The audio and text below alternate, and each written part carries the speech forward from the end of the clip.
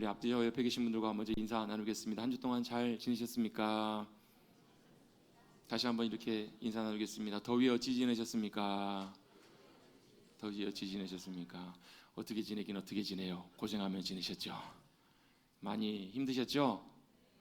집에만 하루 종일 계셨으면 선풍기 에어컨 밑에서 있었으면 좀 낫겠지만 우리 일상생활 하시는 분들 입장에서는 사실 지난 한 주간이 어쩌면 올 여름 중에서 가장 더운 기간이 아니었나라는 생각이 듭니다.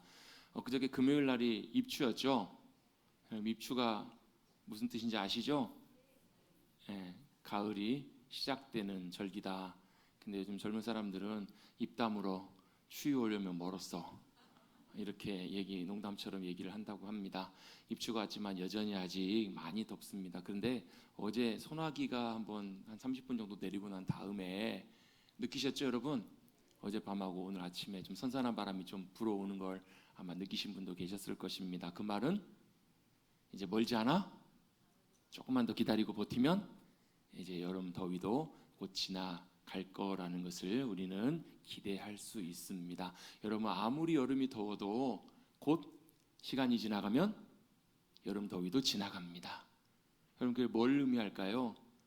목사님, 시간이 지나가니까 계절이 지나가는 것이죠 라고 생각해 볼 수도 있겠지만 우리의 인생의 순간들도 정말 더위처럼 견디기 어려운, 숨이 턱턱 막히고 고통스러운 그런 순간을 지날 때에도 언젠가는 지나가는 날이 온다라는 것을 우리는 또한 동시에 기대해 볼 수 있습니다. 그러면 왜 우리는 여름의 고통을 경험하고 겪어 지나가야 되는가? 여러분, 많이 생각해 보십시다.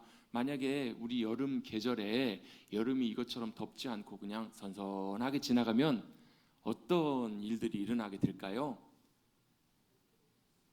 많은 다른 일들이 일어나게 될 것입니다. 극단적인 예로 우리가 짓는 농작물들, 우리가 먹는 음식들이나 이런 것들이 많이 아마 달라지지 않을까라는 생각이 듭니다. 왜요? 우리가 가을에 거두는 많은 추수하는 열매들은 대부분 여름의 폭염과 더위를 지나가고 맺혀지는 열매이기 때문에 그렇잖아요. 여러분의 인생에 하나님께서 우리 믿는 사람들에게도 고통과 어려움과 아픔의 시간들을 허락하실 때가 있을까요? 없을까요? 있습니다. 왜 허락하시는가? 물론 우리의 잘못과 실수로 인해서, 우리의 죄악으로 인해서 당하는 고통과 고난들도 있는데요, 그렇지 않고 하나님이 주도하시는, 하나님이 의도하시는 고통과 어려움과 아픔의 시간들을 지나게 하실 때도 있습니다. 왜 그런 시간들을 지나게 하시는가? 그 이유는 하나님께서 사랑하시는 자들을 빚으시고 다루시고 훈련하시고 연단하셔서 세워가시는 과정이 필요하기 때문에 그렇습니다. 여러분, 그냥 되는 것은 없는 거 아시죠? 그냥 자연스럽게 그냥 가만히 있으면 되면 얼마나 좋겠어요. 근데 그게 그렇지가 않아요. 특별히 여러분, 우리의 믿음의 삶도 마찬가지입니다. 우리가 예수님을 나의 구주로 믿고 내가 하나님의 자녀가 되고 내가 구원받은 하나님의 백성이 됐다고 해서 그걸로 그대로 끝나는가? 그렇지가 않아요.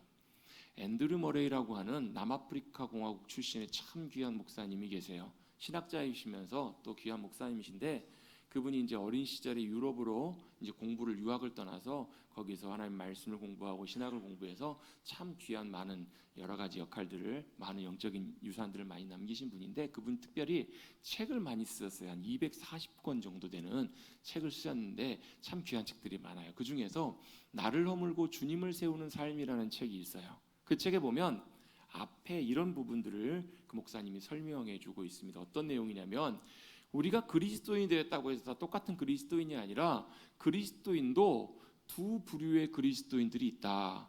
그걸 고린도전서 1장부터 4장까지의 말씀을 가지고 설명을 합니다. 어떤 그리스도인이냐면 육신으로 사는 그리스도인이 있다는 거예요. 그 말은 좀 어떻게 보면 어폐가 있는 표현이지만 좀 모순적인 표현인데, 그리스도인이긴 그리스도인인데 이 그리스도인이 실제로는 어떻게 사냐면 육신적인 그리스도인으로 산다는 거예요. 육신적인 그리스도인이란 말, 육신적으로 산다는 말은 우리가 그리스도인과 상관없이, 그리스도와 상관없이 믿기 전에 살았던 우리의 육신의 삶, 그것과 동일하게 살아간다라는 거예요. 조금 더 쉽게 설명을 드리면, 우리가 예수님 믿고 그리스도인으로 성도로 살아가는데 실제 살아갈 때는 어떻게 살아가냐면, 예배드리러 나올 때, 교회 다닐 때는 어때요? 내가 성도입니다, 교인입니다, 그리스도인입니다 이렇게 살아가지만 실제 우리의 일상의 삶의 자리로 돌아가면 어떻게 살아가냐면 예수님 믿기 전이나 후나 또 믿는 사람이나 안 믿는 사람이나 똑같은 모습처럼 그렇게 살아간다라는 거예요. 그 삶이 무슨 그리스도인이냐면 육신적인 그리스도인이라고 부른다라는 거예요. 그걸 누구를 빗대서 설명하냐면 고린도 교회 성도들을 빗대서 그렇게 설명을 합니다. 한 가지 문제는 그런 육신적인 그리스도인들에게는 영적인 신령한 것들을 나누어도 주어도 소화하지 못한다는 거예요. 그러면서 히브리서 6장에 나와 있는 표현을 같이 빗대어서 이렇게 설명합니다. 여러분, 아이들한테는, 아기들 있잖아요. 여러분, 태어난 지 몇 개월 안 된 아이들, 이제 막 젖을 뗀 아이들, 분유를 뗀 아이들은 뭘 먹어야 돼요? 그 아이들은 우리가 어른들이 보통 일반적으로 먹는 밥과 음식을 먹을 수가 없어요. 그럼 뭘 먹어야 돼요? 그 아이들은 죽과 같은 이유식을 먼저 먹어야 합니다. 언제까지요? 성장하고 자랄 때까지. 어른들이 먹는 밥을 소화하고 먹어낼 수 있을 때까지는, 그때까지는 뭐가요? 죽과 같은 그런 음식이 필요하다라는 거예요. 누구에게요? 육신적인 그리스도인들에게는요.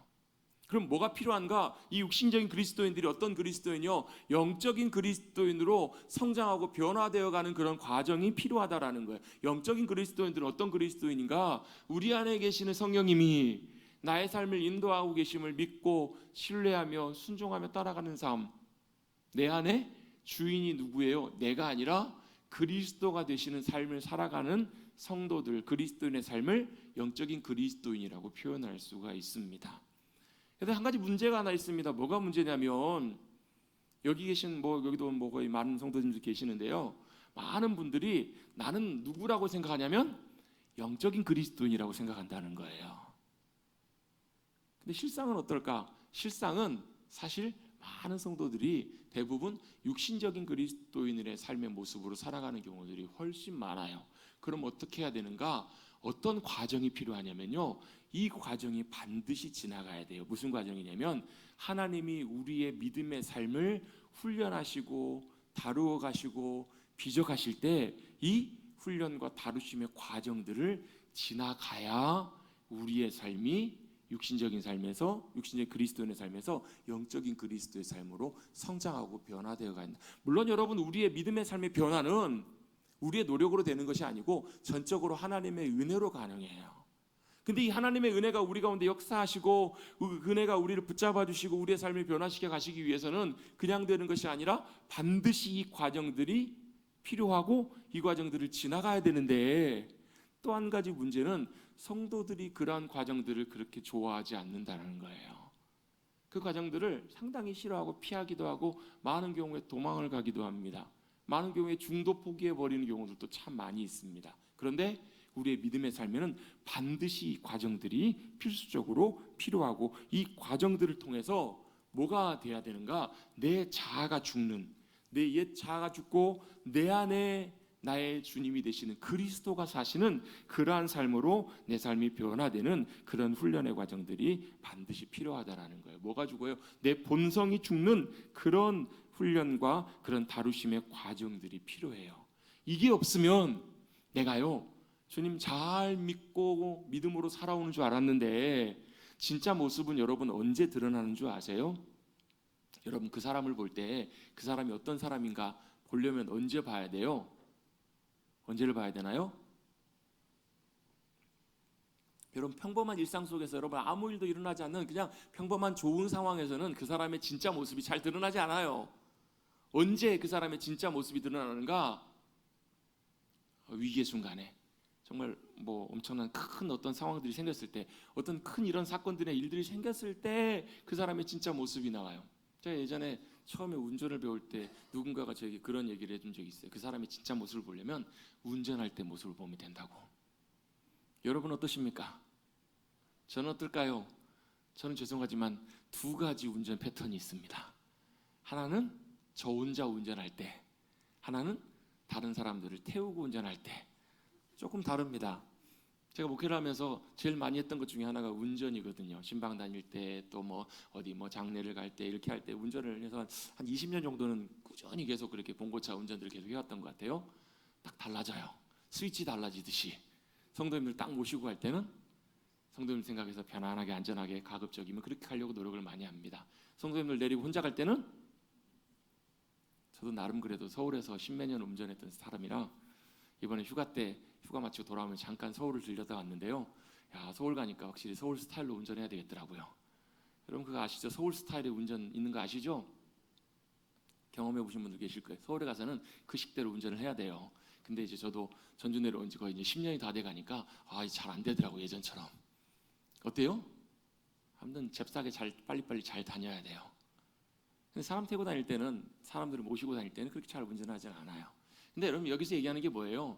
그럼 결정적인 순간에 갑작스럽게 뭐 차가 끼어든다든지 아니면 이런 그런 불합리한 상황이라는 상황들을 만났을 때 자기 속에 있는 것들이 드러나게 되고 그게 진짜 감춰져 있지만 자기의 본 모습인 경우들이 참 많아요. 사람도 마찬가지입니다. 어려움을 만날 때, 위기의 상황을 닥칠 때, 여러 가지 참 절박한 상황 속에 놓여 있을 때 그 사람의 진짜 모습이 드러나는데요. 우리의 믿음도 마찬가지예요. 우리가 잘 믿는 줄 알고 살아가는데 진짜 우리의 실제 믿음은 언젠가 그런 위기의 상황들을 만났을 때 그게 진짜 모습이 드러나는데요. 그거는요, 우리의 훈련과 하나님의 다루심 없이는 절대 우리의 속사람 본성이 변하지 않아요. 잘 안 보일 뿐이지. 교회 오래 다니면요, 여러분 그 교인 모습 그게 있어요. 그 모습들이. 여러분 저도요 목사로 사람들 만나보면 그 사람이 사용하는 말, 뭐 태도 이런 걸 보면 저분은 교회 다니는 분 같다, 아닌 것 같다, 그 느껴져요. 그런 게 있어요, 여러분. 근데요 그게 진짜가 아니라는 거예요. 그 진짜는 언제 드러나는가? 우리의 상황, 이런 상황들이 절박한 상황에 딱 놓일 때 그 하나님께서 그 모습을 우리에게 보이게 하시려고 우리를 언제요? 광야로 때때로 인도하실 때가 있어요. 일부러 그런 상황을 인도하실 때가 있어요. 뭐 하려고요? 우리의 실제 본 모습을 보게 하시고 그리고 우리가 진짜로 자라가고 변화되어가는 그런 삶으로 하나님께서 우리를 이끄시기 위해서 그런 과정들을 반드시 지나게 하신다는 거예요. 때때로 실패로, 때때로는 좌절로, 때때로는 어려움과 고통으로 그런 것들을 통해서 우리의 뭘 하나님은 보고 계시는가? 믿음과 중심과 우리의 삶을 하나님께서 보시고 다루시고 세워가시고 변화시켜 가시고 훈련시켜 가기를 주님이 원하신다는 거예요. 이게 하나님의 일하시는 방법입니다. 이걸 여러분 우리는 지지난주에 함께 살펴봤던 사울왕의 이야기와 오늘 우리가 살펴볼 다윗의 이야기를 통해서 잠깐 좀 생각해 보려고 합니다. 우리 지지난주에 사울왕에 대한 이야기를 함께 나눴습니다. 여러분 사울왕이 누구예요? 하나님이 직접 뽑아서 세우신 하나님이 세우신 왕이에요. 여러분 하나님이 왕으로 뽑으시고 세우셨으면 여러분 그냥 대충 세우셨을까요? 아니요. 하나님께서 참 세울 만한 그런 사람을 뽑아서 왕으로 세우셨겠죠. 맞죠? 예. 그만큼 사실 사울왕은 참 좋은 자질을 갖고 있는 왕이었어요. 그런데 하나님은 결국 그 사울왕을 버리십니다. 왜 버리세요? 크게 두 가지 이유 때문에 하나님께서 사울왕을 버리십니다. 결정적으로 이 두 가지 때문에 뭘 하지 못하게 되냐면 하나님 말씀 앞에 순종하지 못하게 돼요. 그 두 가지 이유가 무엇이었는가? 첫 번째 이유는 하나님보다 누굴요? 사람을 더 두려워했던 거예요. 여러분 사람을 두려웠단 말이 사람을 그냥 무서워하고 뭐 사람 앞에 벌벌 떨고 이런 의미가 아니잖아요, 여러분. 사람을 두려워한다는 말은 사람을 의식하는 거예요. 사람들의 반응, 사람들이 나를 어떻게 볼 것인가? 내가 이렇게 했을 때 사람들은 어떻게 반응하고 나를 좋아할 것인가? 나를 따를 것인가? 여기에 사울왕의 관심이 가 있었던 거예요. 그러면 여러분 하나님이 기뻐하시는 자리에서 순종함으로 따라가지 못해요. 왜요? 하나님과 사람의 길이 다르거든요. 두 번째 사울왕이 버림받았던 두 번째 이유는 무엇 때문에 그랬는가? 사울왕 안에 뭐가 있었냐면 탐심이 있었어요. 욕심이 있었다고. 욕심이 있으니까 어때요? 하나님께서 뭐라고요? 아말렉을 다 진멸하라고 말씀하시는데 가서 보니까 어때요? 소와 양이 너무 좋은 거예요. 욕심이 생기기 시작해요. 그러면 어떻게 해요? 핑계를 대기 시작해요. 뭐라고 핑계를 대요? 하나님 앞에 드리려고. 이거 이렇게 하려고. 뭐 때문에 그랬을까요? 사울왕 안에 뭐가요? 자기의 욕심. 자기의 욕심을 다른 말로 바꿔보면요, 자기가 원하는 거, 자기가 기뻐하는 거, 그것들이 있으면요 하나님을 온전하게 순종함으로 따라갈 수가 없어요. 왜요? 그게 있으면 자꾸 뭐가 생기는 줄 아세요? 핑계거리가 생겨요. 자꾸 다른 이런저런 이유들이 생긴다고요. 이건 이래서 저렇고 저건 저래서 저렇고. 그래서 하나님 앞에 순종하지 못함으로 하나님께서 어쩔 수 없이 사울왕을 버리실 수밖에 없었다. 여러분 중요한 유명한 말씀 있잖아요. 하나님이 뭘 원하신다고요? 순종이 제사보다 낫고 순양의 기름보다 하나님의 말씀을 듣는 것을 하나님이 더 기뻐하신다고요. 여러분 생각해 보십시오. 여러분이 만약에 누군가 사람을 고용을 해서 사람을 사용하는 어떤 고용자 입장이라고 한번 생각해 보십시다. 어떤 사람을 뽑아 사용하시겠어요? 첫 번째 사람, 능력 있고 참 일을 잘하는 사람이에요. 두 번째 사람, 능력은 부족해요. 근데 이 사람은 리더의 말을, 시키는 사람의 말을 참 잘 따르는 사람이에요. 여러분 어떤 사람을 여러분 뽑아서 사용을 하시겠습니까? 여러분 어떤 사람과 일을 하시겠어요? 이 능력 있는 사람은 뭐예요? 능력 있게 일은 잘해요. 근데 가끔 가다가 보면 시키는 일에 마음에 안 들어. 시키는 일이 마음에 안 들어요. 그럼 어떻게 해요? 자기 뜻대로 해요. 자기가 보기 좋은 대로 해요. 여러분 어떤 분들은 그래도 능력 있는 사람 뽑아야죠. 그렇게 말씀하시는 분들도 있을 수 있어요. 근데요 하나님은 다르세요. 왜요? 하나님은요 사람이 능력이 있고 없고가 중요한 게 아니거든요. 하나님은 어떤 사람을 통해서 일하시는가? 능력이 있어 봐야 하나님 일하실 때는 누구의 능력으로 일하시면 하나님의 능력으로 일하세요.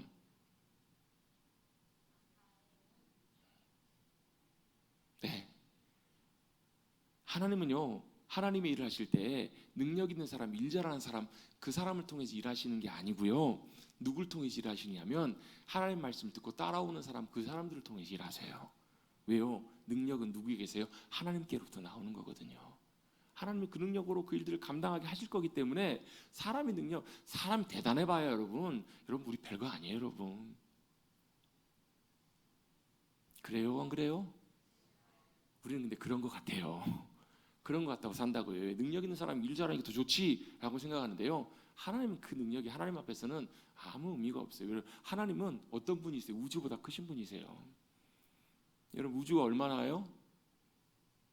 우주가 얼마나요? 우리가 헤아릴 수 없어요. 여러분 인간의 기술로 만들어낸 기술로 보낸 우주선이 50년 전에 발사했던 1977년에 발사했던 보이저가 이제 겨우 우리 은하도 아니고 태양계를 겨우 벗어나서 그 밖에를 항해하고 있어요. 여러분 우리가 사는 은하가요, 여러분 그 태양계가 얼마나 작은 부분인지, 그 은하가 얼마나 큰 은하인지 여러분 아시죠? 근데 여러분 우리 우주는 그 은하가 몇 개나 있어요? 셀 수도 없이 많아요. 그 말은 무슨 얘기예요? 우리 평생 빛의 속도로 날아가도 어디까지 얼마나 갈지도 모르나요. 그보다 훨씬 큰 존재가, 큰 대상이, 큰 공간이 우주라는 공간인데 하나님은 그 우주를 만드신 분이세요. 그 우주보다 크신 분이세요. 과학자들은요 지금도 우주가 팽창하고 있대요.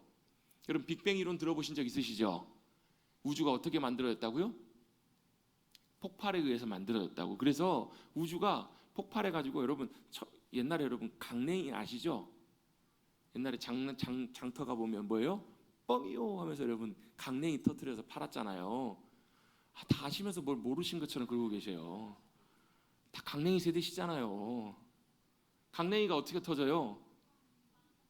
뻥하고 터져요. 어떻게 터져요? 옥수 강냉이 그 조그마한 거에다 열과 압력을 가하면 어때요? 그 안에 열이 들어가면 뭐가 돼요? 거기서 폭발이 일어나요. 폭발이 뻥 하면서 터지면서 팍 터지잖아요. 우주가 그렇게 터졌다는 거예요. 그래서 지금도 마치 뭐처럼요? 풍선처럼 이렇게 막 커지고 있다는 거예요. 우주가 얼마만큼요? 우리 인간의 한계로는 사실 측량할 수 없을 만큼 뭐 과학자들이 뭐 나름 연구해 가지고 뭐 우주의 크기를 뭐 연구하고 뭐 밝혀내고 뭐 이런 것도 이론들이 있겠죠. 그래서 물어보고 싶어요. 가봤어? 물어보고 싶어요. 그냥 이론으로 계산해서 측량할 수 있는 우주의 넓이도 그렇게 어마어마한데 하나님은 그거보다 크신 분이시라고요.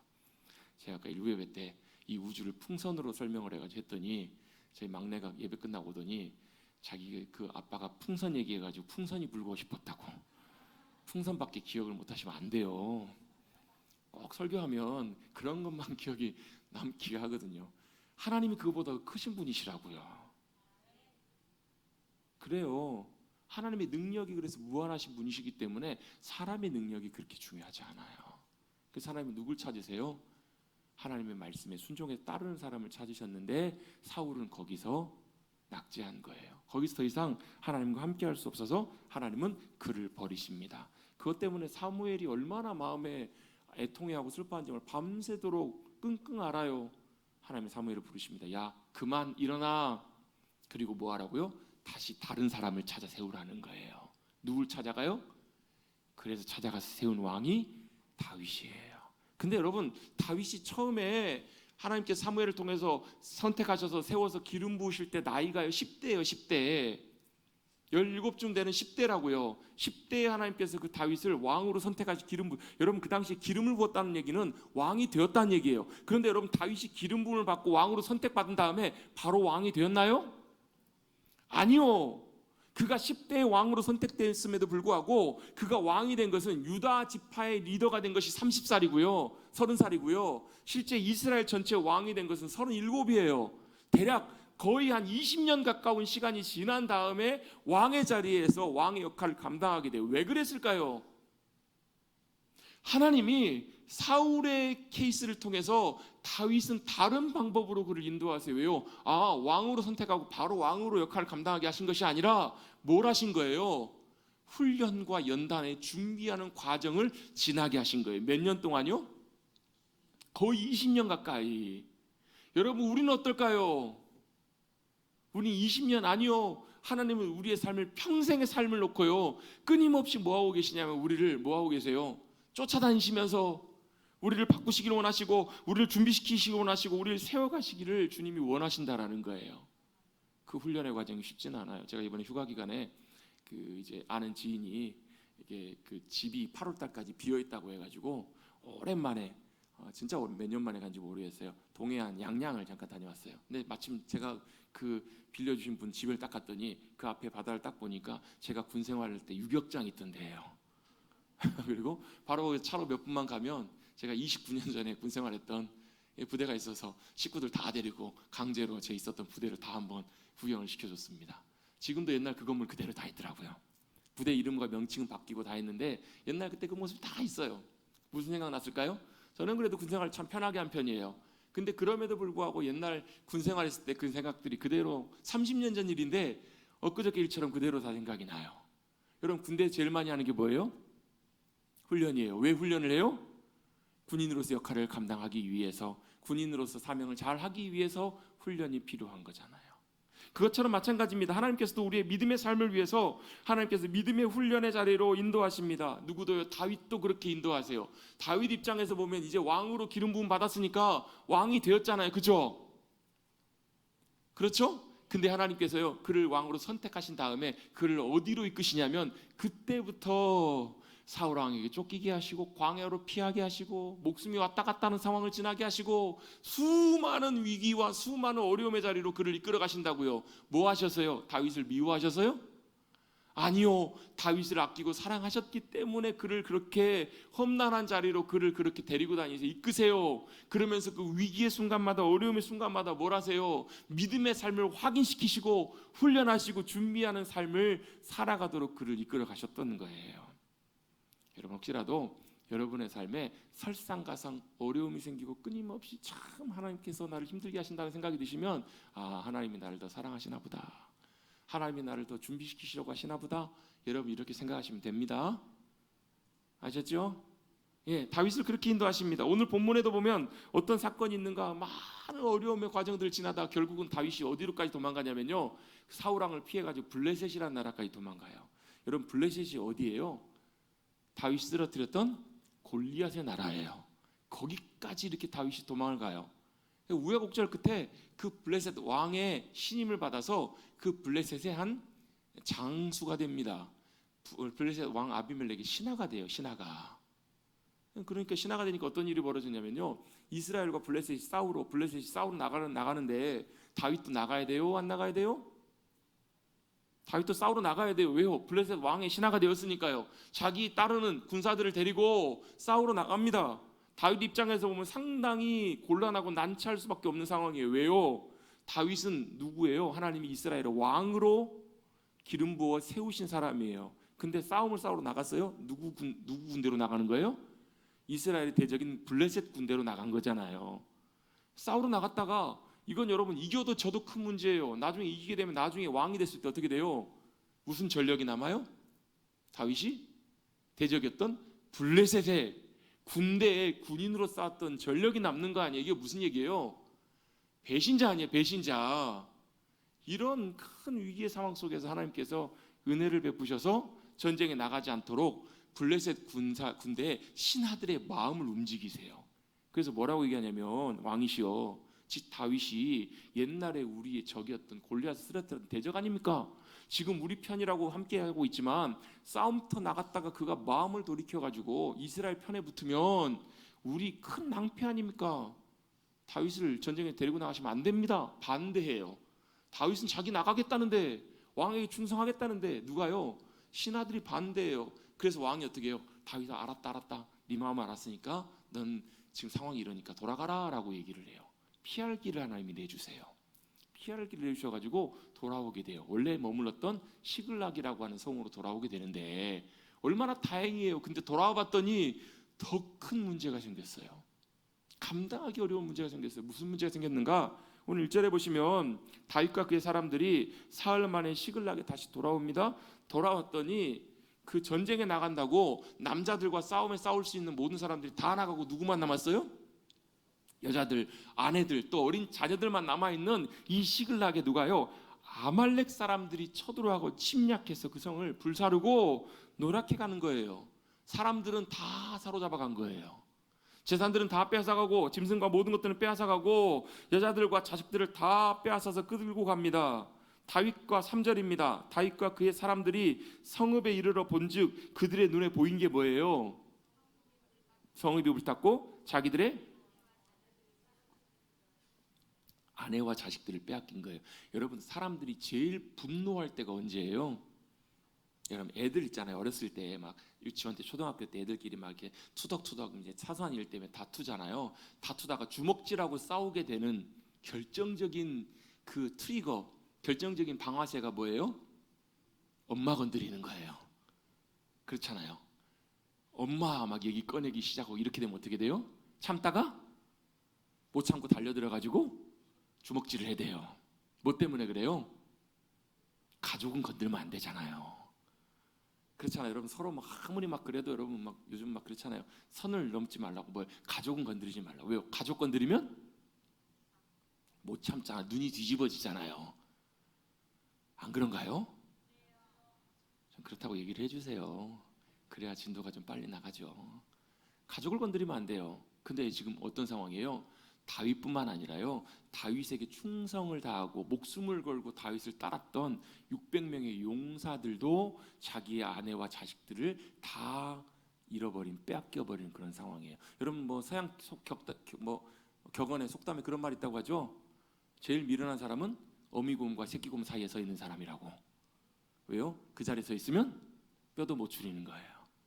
어미곰에게서 제일 중요한 게 새끼곰이잖아요. 자식을 빼앗겨버린, 잃어버린 이들 눈에는요, 그렇게 다윗 앞에 헌신했던, 충성스러웠던, 목숨을 걸고 따랐던 사람들임에도 불구하고 이들 앞에서 뭐가 분노가 치밀기 시작해요. 4절에 먼저 보시면 다윗과 그와 함께한 백성들이 울 기력이 없도록 소리를 높여 울었다라는 거예요. 울다가 슬퍼하다가 그게 뭘로 바뀌냐면 6절에 보시면 백성들이 자녀들 때문에 마음이 슬퍼서 다윗을 돌로 치자 하니, 자, 이 슬픔이 분노로 바뀌어서 이 분노가 누구에게로 향해요? 다윗에게로 향해요. 화살이 다윗을 돌로 쳐 죽이자는 거예요. 다윗 입장에서 보면 자기도 지금 괴롭고 고통스러운 상황인데 지금 뭐한 상황이에요? 자기는 지금 당장에 돌에 맞아 죽게 생긴 상황이에요. 절박한 상황이에요. 급박한 상황이에요. 여러분 같으면 이 상황에서 어떻게 하시겠습니까? 여러분, 이런 상황 안 당하셔야 제일 좋겠지만 다윗을 하나님께서 훈련시키실 때 이런 상황으로 끊임없이 이끌어가세요. 여러분이 만약에 다윗과 같은 이런 상황이었다면 어떻게 하셨을까요? 다윗은 이렇게 행동합니다. 뒤에 보시면 6절 뒤에 보시면 한번 읽어보십시다. 다윗이부터 한번 읽어보겠습니다. 시작. 다윗이 크게 다급하였으나, 아멘. 뭐라고 말씀하죠?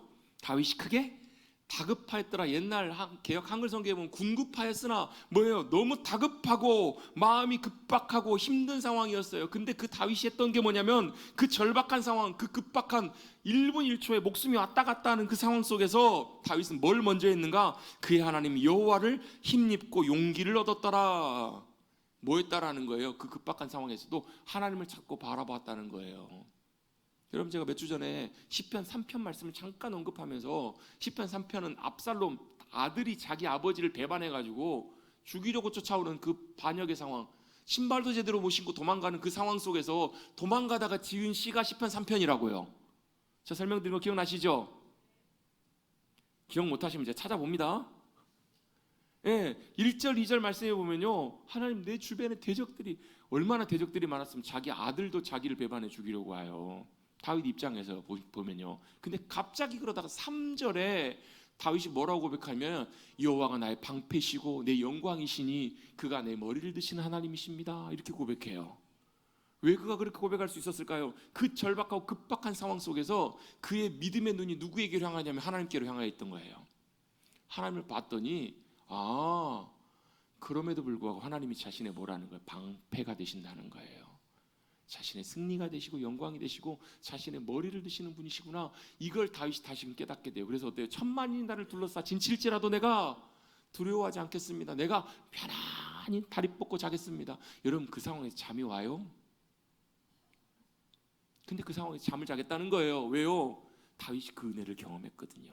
그 하나님을 바라보고 그가 힘을 잊고 힘을 하나님을 여호와로 인하여 힘을 얻고 용기를 얻었더라. 그가 하나님을 바라보고 다시금 힘을 얻고 용기를 얻었어요. 그리고 나서 그 다음에 다윗이 했던 것이 참 중요한 거예요. 다윗이 여러분 하나님의 마음에 합한 사람, 사도행전에 보면 하나님의 마음에 합한 사람이라고, 마음에 드는 사람이라고 표현해요. 여러분, 성경에서 유일하게 그 표현을 썼던 사람은 다윗이에요. 하나님이 참 기뻐하시고 마음에 들으시는 사람이었다고 표현하고 있는데요, 그가 큰 잘못을 했음에도 불구하고 하나님이 그렇게 기뻐하셨던 이유 중에 하나, 중요한 이유가 하나 나옵니다. 그 이유가 어디 나오는가? 7절 8절에 나와요.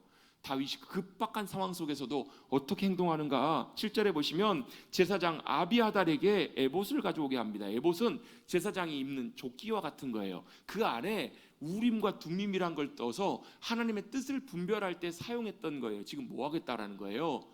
하나님의 뜻을 묻겠다는 거예요. 그래서 8절입니다. 8절 앞에 부분만 같이 한번 우리 읽어보겠습니다. 8절 본문 좀 띄워주세요. 8절 앞에 부분 보시면 앞에 다윗이부터 한번 묻는 장면까지만 한번 읽어봅니다. 시작. 다윗이 여호와께 묻자와 이르되,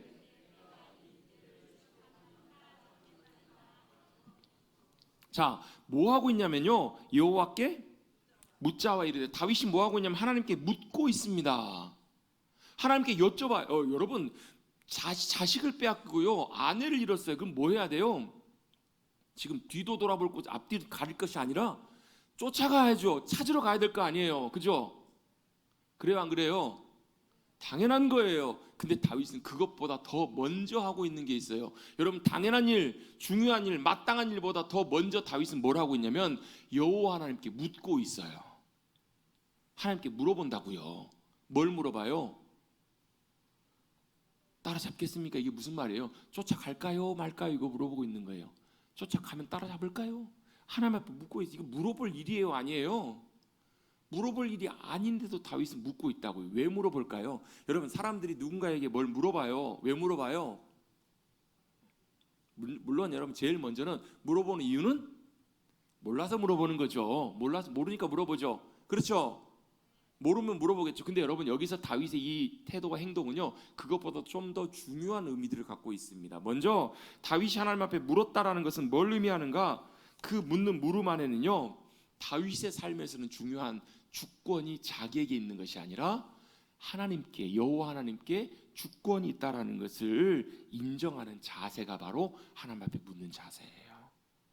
여러분, 물론 다윗이 몰라서 물었을 수도 있겠죠. 근데 그것보다 더 중요한 의미는, 다윗에게 있어서 중요한 것은 자기가 결정권자가 아니라 누구라는 거예요? 여호와 하나님이 자신의 모든 일들을 결정하시는 분이십니다. 그 결정의 주권이 누구에게요? 여러분, 민주주의 국가에는 주권이 누구에게 있어요? 국민에게 있어요. 여러분, 믿음으로 살아가는 사람들에게는요, 그 주권이 누구에게 있냐면 주님께 있어요. 그러면요, 여러분, 국가가 국민을 책임지는 것처럼 그 주권을 인정하고 고백하고 살아가는 사람은요, 하나님이 그 삶을 책임지시고 인도하십니다. 이게 믿음의 삶이에요. 이게 주권을 인정하는 삶. 이걸 고백하는 가장 중요한 모습 중에 하나가 바로 뭐냐면 하나님께 묻는 거예요. 자, 여러분 한번 생각해 보십시오. 아까 회사 얘기도 잠깐 했는데요. 회사에서 직원이 상사에게 항상 물어요. 모든 일들을 할 때마다 물어요. 상사한테 다 물어요. 그거 여러분 뭘 의미하는 거예요? 상사에게 뭘 하는 거예요? 승낙을, 허락을 요청하는 거예요. 확인하는 거예요. 제가 이거 할 건데 이거 하는 건 맞지요?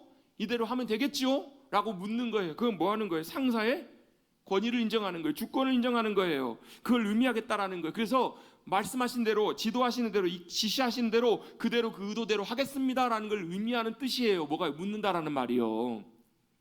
여러분 다윗이 성경에 보면 곳곳에 묻는다라는 말이 나와요.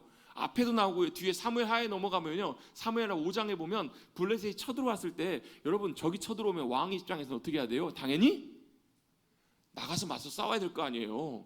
하나님 앞에 물어요. 하나님 제가 블레셋이 쳐들어왔는데 싸우러 갈까요 말까요? 물어요. 하나님 뭐라 그러세요? 가라 그러세요. 싸우러 가라. 그랬더니 어떻게 해요? 큰 승리를 해요. 또 쳐들어와요. 그 바로 5장 뒷부분에 보시면 같은 장에 똑같은 사건이 또 나와요. 블레셋이 또 쳐들어와요. 다윗이 뭐라고 그래요? 아 하나님 가라고 하셨으니까 이번에도 또 가야지. 그죠? 가면 되겠죠? 아니요. 또 쳐들어왔어요. 또 하나님 앞에 여쭤와요. 하나님 갈까요 말까요? 그랬더니 이번에는 가지 말래요. 이번에 어떻게 해요? 돌아가래요. 돌아가서 어떻게 해요? 큰 승리를 경험해요. 그래서 여러분 뒤에 보면 5장 뒤로 6장, 7장, 8장쯤 되면요. 다윗이 뭐라고 가는 곳마다 여호와께서 그를 이기게 하시니라는 표현이 말씀이 나와요. 그걸 뭘 의미해요? 승리의 비결이요. 어디 있냐면 하나님께 묻고 인도하심을 따라가는 거기에 있었다는 거예요. 모든 순간마다 우리는 언제요? 중요할 때만 하나님 앞에 여쭤보려고 그래요. 그게 아니고요. 사소한 일, 어제 있었던 일, 오늘 똑같이 할 때도 어떻게 해요? 다윗은 또 물어봐요. 그게 하나님의 주권을 인정하는 중요한 삶의 태도이고 자세이기 때문에 그래요. 또 그 하나님 앞에 묻는 것은 그렇기 때문에 인도하시는 대로 따라가겠다는 순종과 믿음의 결단을 의미해요. 여러분 누구한테 물어봐요? 물론 여러분 길 가다 길 모르면 길 지나가는 아무한테나 붙잡고 물어볼 수 있겠죠. 근데 여러분 여러분의 삶이 굉장히 중요하고 굉장히 예민하고 민감한 문제라면 여러분 아무한테나 물어볼 수 없을 거예요. 누구한테 물어봐요? 정말 믿을 만한 사람에게, 신뢰할 만한 사람에게 물어보겠죠. 그건 뭘 의미해요? 그 사람과 내가 무슨 관계라는 거예요? 굉장히 친밀한 관계라는 거예요. 여러분 묻는다라는 말은 하나님과 우리와의 믿음의 관계에서 다윗에게 있어서는 뭐예요? 하나님과 자신의 관계가 어떻다라고요? 친밀함 가운데 있다라는 것을 보여주는 굉장히 좋은 모습이에요. 여러분 우리도 하나님과 친밀해지기를 원하신다면 하나님 앞에 늘 물으십시오. 물어보세요 여러분. 예? 안 하시니까, 안 해보시니까, 해본 적이 별로 없으시니까, 익숙치가 않으니까 반응을 안 하시잖아요. 여러분 하나님과 믿음으로 더 가까워지고 친밀함 가운데 나가기 위해서는 중요한 요소 중에 하나가 뭐예요? 하나님과 친밀한 관계예요. 관계 가까워지기 위해서는 늘 묻는 거예요. 여러분 아이들은 어때요? 항상 엄마에게 물어요. 그러면서 뭘요? 엄마를 신뢰해요. 엄마와 가까워져요.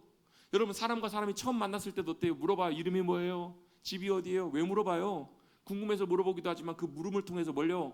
관계가 가까워지기 시작해요. 하나님과의 관계도 마찬가지입니다. 하나님과 친밀함에서 중요한 것은 하나님 앞에 나아가는 거예요. 여러분 기도는요 단순히 간구가 아니에요. 요청이 아니라고요. 여러분 기도의 제일 모범을 주님이 보여주시잖아요. 너희는 이렇게 기도하라. 그게 뭐예요? 주기도문이잖아요. 주기도문에서 뭘 구하라고요? 하늘에 계신 하나님이 내 아버지십니다. 하나님의 이름이 영광받기를 원합니다. 그리고 뭘요? 하나님의 역사하신 나라가 우리의 삶의 가운데 임하게 해주시고 그 다음 기도가 뭐죠?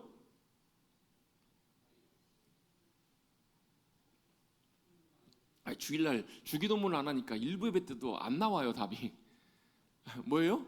뜻이 하늘에서 이루어진 것처럼 땅에서도 이루어지기를 원합니다. 그 말은 무슨 얘기예요? 하늘의 하나님의 뜻이 이 땅 가운데 이루어지기를 원합니다. 그러려면 뭐 해야 돼? 그 뜻이 뭔지를 알아야죠.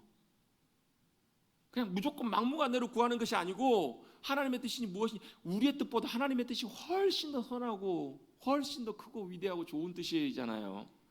그러려면 그 뜻을 알아야 돼요. 그럼 뭐 하셔야 돼요? 물으셔야 돼요. 하나님 어떻게 할까요? 하나님 어떻게 하길 원하세요? 하나님 뭘 원하세요? 끊임없이 묻고 믿음으로 나아가는 그 삶 가운데 하나님은 우리의 삶에 응답하시고 하나님의 뜻을 우리에게 알리시고 보이시고 인도해 주실 줄로 믿습니다.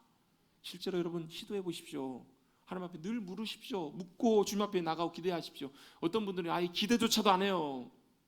아예 하나님이 뭘 내게 말씀해 주신다고. 또 어떤 분들은 아예 물어봐도 대답도 안 해주시는데요. 익숙치가 않아서 그래요.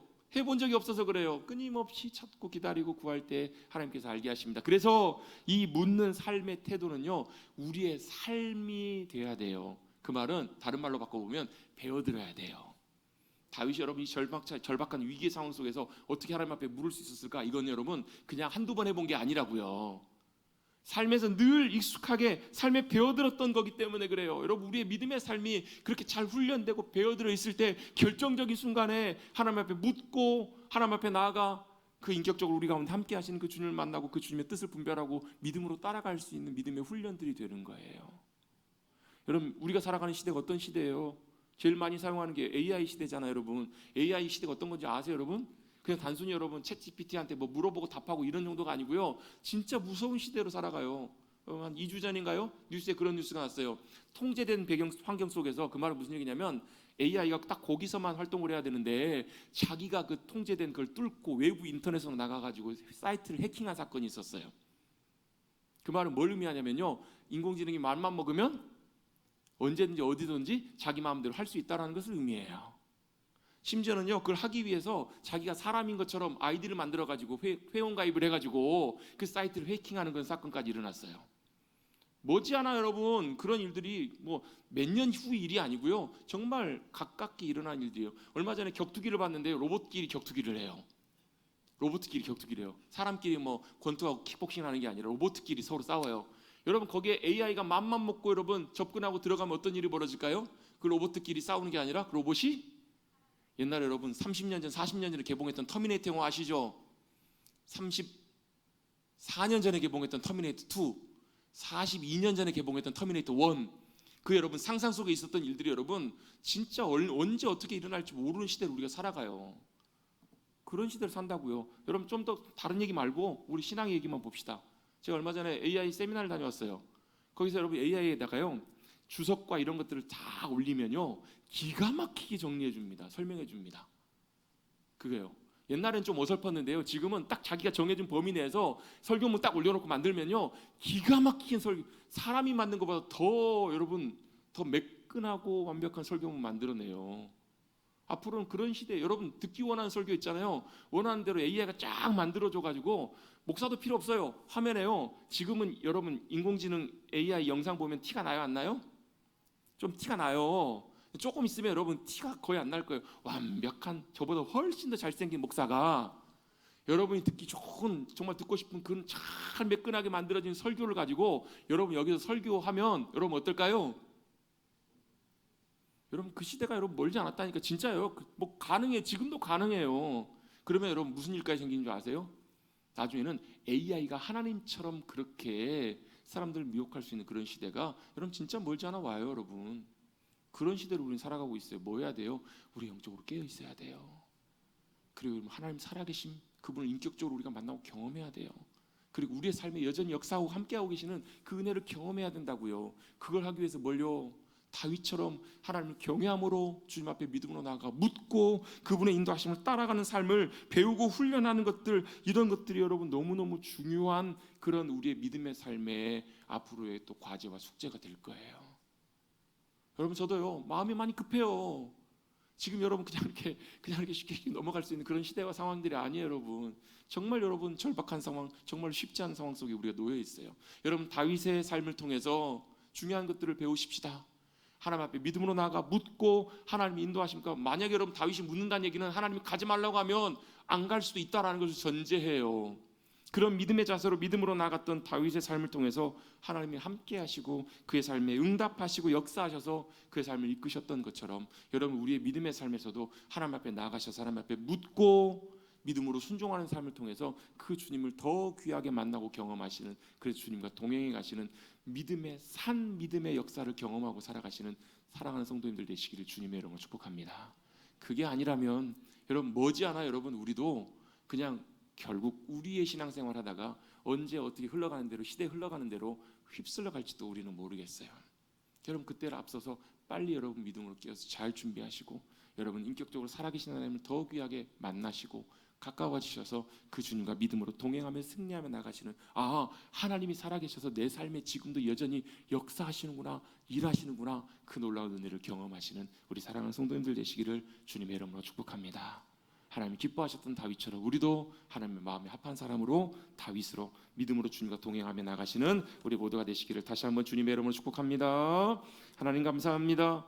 우리의 영혼 가운데 함께하여 주셔서 우리의 영혼에 깨어 우리의 눈을 열어 우리의 귀를 열어 이 시대에 행하시는 하나님의 행하심을 보게 하시고 무엇보다 다윗처럼 잘 훈련되고 준비된 믿음의 사람들로 잘 세워질 수 있도록 늘 다윗처럼 하나님 앞에 믿음으로 나아가 묻고 순종하는 귀한 삶을 살아가는 우리 모두가 되게 하여 주시옵소서. 하나님께서 친히 우리 가운데 역사하시고 함께해 주시기를 간절히 바라고 원하오며 감사드리며 예수의 이름으로 기도드리옵나이다.